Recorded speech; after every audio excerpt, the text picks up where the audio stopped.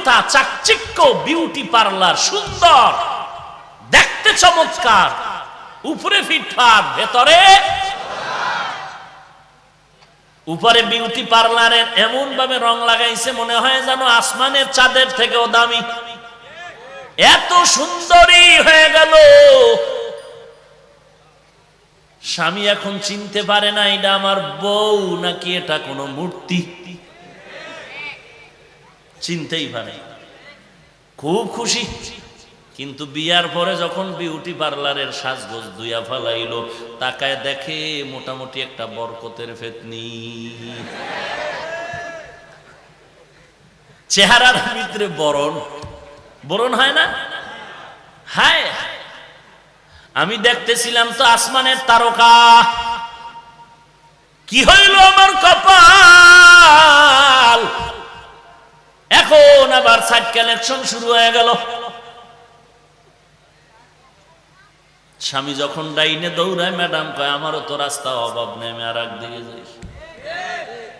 এরে নবীর উম্মতের দল, দুনিয়ার যাই লাইনে যত আধুনিকতা দেখতেছি এগুলো সব মানুষের জন্য বিপদ। বিপদ দেখছেন নি? বাঙালি তো কি কম, খানায় ভাতে যদি ফারম দেয় এক বান্দাও খাইব না। ফারম খাই না, ফারম খাই না, অথচ বাংলাদেশ না গোটা দুনিয়া ফার্মের উপরে ভাসে। একটা চাইনিজ হোটেল ফার্ম ছাড়া আছে? কথা বলেন না কেন? এই নারায়ণগঞ্জ, এই পঞ্চবটির চিপা চাপায় খালি ফার্ম টানে। কথা বলেন না কেন? সব রোগ আর রোগ, চাইনিজ মারে চাইনিজ। ফার্ম ছাড়া চাইনিজ চলে না। কথা বুঝেন নাই? এডিরে বিভিন্ন মেশিনের দ্বারা বিভিন্ন প্রক্রিয়া করে করে করে করে বিভিন্ন ভাবে মানুষের সামনে পরিবেশন করে, কি মজা করে সবাই খায়। ভাত খাওয়ার সময় যদি ফার্ম দেয়, মনে মনে দোয়া করে জীবনে তোর বাড়ি আর আসবো না, তোর বাড়ির গুল্লি মারি বিদায় দিলাম, জীবনে আর তোর দাওয়াত নিব না। আর একদিন যদি কয় ভাইজান কথা কবি না, তোর বাড়ি আর দাওয়াত খাবো না, ফার্ম না, তোর বাড়ি আর যাওয়া যাবে। অথচ প্রত্যেকটা চাইনিজ হোটেলে খাইনি ফার্ম। দেখছেন কি রোগ, কি রোগ, এত রোগ বেড়েছে। ফ্রিজের খানা বরকত শেষ, ফ্রিজিং খানা ভিটামিন মুক্ত। হ্যাঁ, রাইস কুকারে ভাত পাকায় ভিটামিন শেষ। এরপরে তো মেডিসিন মারা আছেই। যত আধুনিকতাই বাড়লো, কপাল হায়াত সংকীর্ণ করে ফেললো, ঔষধ বাড়ায় দিল, রোগ বাড়ায় দিল। এরে নবীর উম্মতের দল, আধুনিকতার পিছনে না দৌড়াইয়া মদিনার সুন্নতের মালা গলায় লাগায় দাও, দেখবা দুনিয়াও শান্তি, পরকালও শান্তি। সময়টারে কাজে লাগাও রে ভাই। মানুষের আল্লাহ তাআলা শরীরটারে ঠিক রাখার জন্য শুধু ভাত আর মাছ আর খানা নয়, মানুষের ভিটামিন দিয়া বান্দার শরীরটারে সুন্দর করে স্ট্রাকচার রেডি রাখার জন্য আল্লাহ ফলের ব্যবস্থা করলেন। ওরে বাঙালিয়া তো খারাপ, ওই ফলের মধ্যে মেডিসিন মাইরা জগতের মানুষের ভিটামিন নষ্ট করে ফেললি। যেই ফলটা তোর মা খাইতো, তোর বাবায় খাইবে, তোর ছেলে মেয়েরা খাবে, ওই ফলটা এখন তোর মা খাইতে পারে না, খাইলে রোগ শুরু হয়ে যায়, পেট ব্যথা শুরু হয়ে যায়। এরে নবীর উম্মতের দল, কত বড় নিমক হারামি তুমি শুরু করলা। গাছে আম হইয়া গেল, আল্লাহ বলেন আমরারে পাকাইয়া তোর সামনে রেডি করে দিব, নাকের কাছে নিয়ে দেখবি যে আম খাওয়ার আগে ঘেরানটায় কলিজা ঠান্ডা হয়ে যাবে। এখন যতই দৌড়াই আমের ঘেরান আর পাওয়া যায় না। এরে মুসলমান নবীর উম্মতের দল, ইলিশ মাছ এক ঘরে পাক করলে পুরা এলাকায় ঘেরান ছড়ায় যাইতো। এক ইলিশ মাছের তেল দিয়া অন্য তরকারি পাকাইতো। এখন বাঙালি ইলিশ খায়, তেল আর ঘেরান খুঁজিয়া পায় না। পায় পায়? এরে নবীর উম্মতের দল, কত মজার ইলিশ কোথায় গেল সেই মজা? ছোটবেলাও খাইছি রে বাবা। এক একটা ইলিশ কত বড় বড়, পচা ইলিশ পর্যন্ত খাইলেও বড় মজা লাগতো, ফালায়া দেওয়ার কিছু না, এমন নিয়ামত আল্লাহ দান করলেন। এখন এই মাছগুলোর মধ্যে মেডিসিন দিয়া আজকে বান্দা তোমার এই খাওয়া ভিটামিনটারে নষ্ট করে ফেলতেছো। এরে নবীর উম্মতের দল, আল্লাহর দরবারে কি জবাব দিবা চিন্তা করা দরকার। সময়টারে কাজে লাগাও, সময়টারে কাজে লাগাইতে যদি চাও তাড়াতাড়ি তওবা করো। একটা সেকেন্ড যেন আমার থেকে বেহুদা অনর্থক চলে না যায়। ওই জবান দিয়া সব সময় দোকানে বসে আছো, আল্লাহর কোরআন পড়ো, জিকির করো, নবীর শানে দরুদ ও সালাম পড়ো। কোনো বাজে কথা বলে সময়টারে নষ্ট করো না, 5 ওয়াক্ত নামাজ আদায় করো। এরে নবীর উম্মতের দল, মা বাবার খেদমত করো, গরিবের সহযোগিতা করো, গরিবকে ধমক দিয়া তাড়াইয়া দিও না। খবরদার, তোমার প্রত্যেকটা কাজ যেন আল্লাহর রসুলের আদর্শ মতো হয়। তোমার চুলগুলো নবীর তরিকা মতে কাটো, নবীর তরিকায় রাখো, দেখবা তোমার মাথা ব্যথা হবে না। নবীর তরিকা মতে তুমি চুল কাটো, চুল রাখো, দেখবা মাথা ব্যথা হবে না। নবীর তরিকা মতো চলো, দেখবা তোমার শরীরটাও তাজা মনে হবে।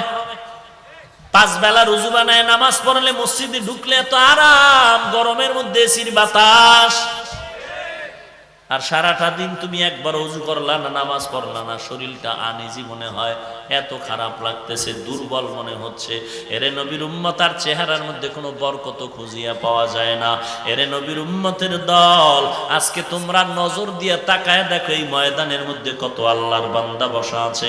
আমার মতো হুজুরদেরকে দিকে তাকাইয়া বলছি না যে তুমি আমার মতো একজন বড় হুজুর হয়ে যাও, দরকার নাই রে আল্লাহর বান্দা।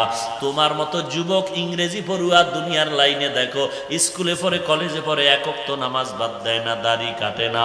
তোমার মতো যুবক কৃষি কাজ করে, নামাজ বাদ দেয় না, দাড়ি কাটে না। তোমার মতো যুবক তাকায় দেখো, ড্রাইভারি করে, নামাজ বাদ দেয় না, দাড়ি কাটে না। তোমার মতো যুবক র্যাব, আর্মি, পুলিশ, বিডিআরের চাকরি করে, নামাজ বাদ দেয় না, দাড়ি কাটে না।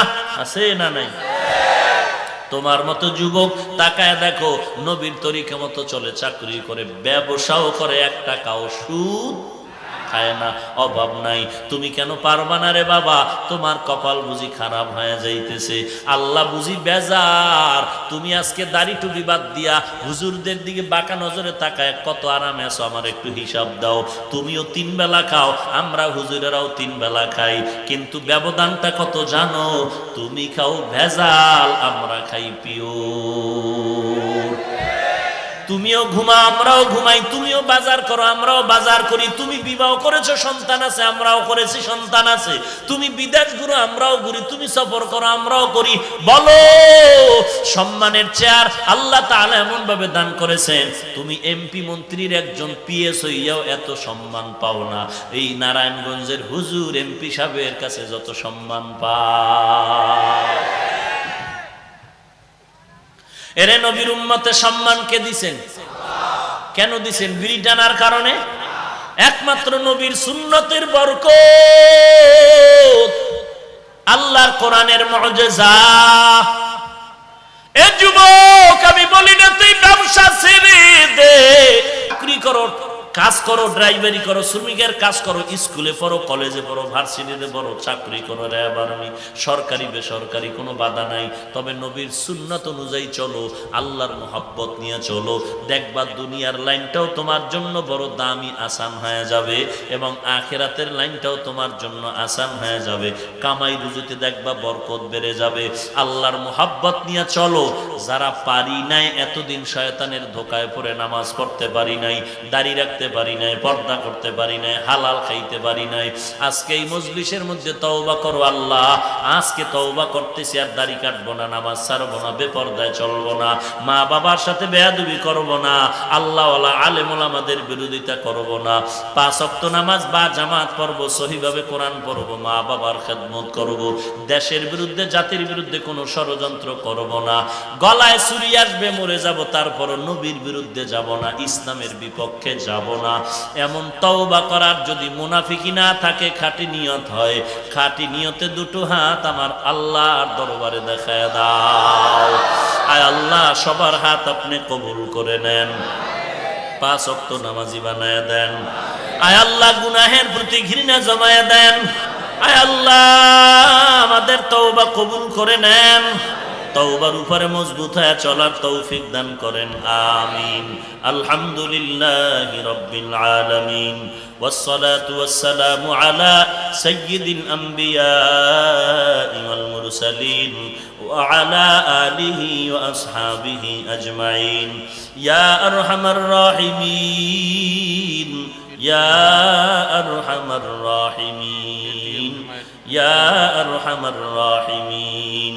رب ارحمهما كما ربياني صغيرا، رب ارحمهما كما ربياني صغيرا. আয় আল্লাহ তাআলা, দুদিন ব্যাপী মাহফিলের শেষ দোয়ায় আমরা হাত তুলেছি রে মালিক। কত উলামায়ে কেরামরা হাত তুলেছেন, কত মুরব্বি দাড়িওয়ালারা হাত তুলেছেন, আমার কলিজার টুকরা কত যুবক, কত ব্যবসায়ী, কত শ্রমিকেরা, কত চাকরিজীবীরা আপনার দরজায় হাত তুললেন, কত যুবক, কত ছাত্র ভাই, পর্দার আড়ালে কত মা বোনেরা হাত তুলেছেন। কারো হাত খালি ফিরাইয়া দিয়েন না, মেহেরবানি করে সকলের জীবনের সব গুনাহগুলো মাফ করে দেন আল্লাহ। আজকের মাহফিল কবুল করে নেন আল্লাহ। ও দয়ার মালিক, আলোচনার ভুল ত্রুটিগুলো ক্ষমা করে দেন, আমাদের আমলওয়ালা জিন্দেগি দান করেন, নবীজির সুন্নতের আমলওয়ালা জিন্দেগি দান করেন। আয় আল্লাহ, গুনাহের প্রতি ঘৃণা জমায়া দেন, 5 ওয়াক্ত নামাজ বা জামাত আদায়ের তৌফিক দান করেন, সহিভাবে কোরআন পড়ার তৌফিক দান করেন আল্লাহ। সবার দিল থেকে রিয়া হাসাদ কিবির দূর করে ইখলাস দান করেন আল্লাহ। আয় আল্লাহ তাআলা, সমস্ত মাদ্রাসা মসজিদগুলো কবুল করে নেন, যারা খেদমত করে সহযোগিতা করে কবুল করে নেন। অন্যান্য শিক্ষা প্রতিষ্ঠানগুলো নবীর আদর্শওয়ালা বানায় দেন, মা বোনদের পর্দা নিশি বানায়